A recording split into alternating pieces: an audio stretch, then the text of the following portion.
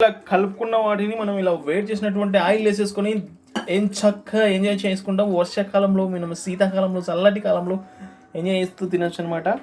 So pinch of water and little bit of water అటువంటిది add చేసుకోవాలి. Order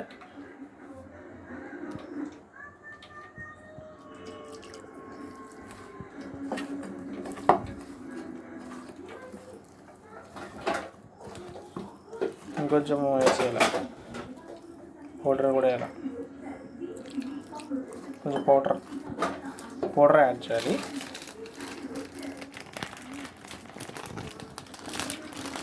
okay okay okay okay okay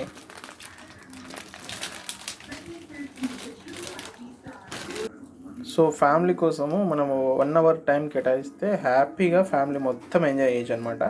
అదే మనం బయటికి వెళ్ళి నానాక గడ్డి ఫుడ్ అంతా తిని డబ్బులు వేస్ట్, టైం వేస్ట్, హెల్త్ ఖరాబ్ అనుకుంటే సో ఇలా హెల్తీ ఉన్నటువంటివి మనం ఇంట్లో చేసుకోవడం చాలా మంచిదన్నమాట. సో ఏ విధంగా వేస్తామో చూడండి ఒకసారి.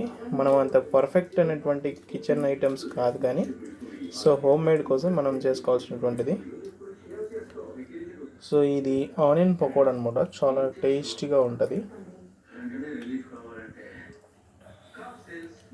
మనము ఫ్లేమ్ అనేటువంటిది మీడియం ఫ్లేమ్ నుంచి హై ఫ్లేమ్ పెంచేసుకోవాలి.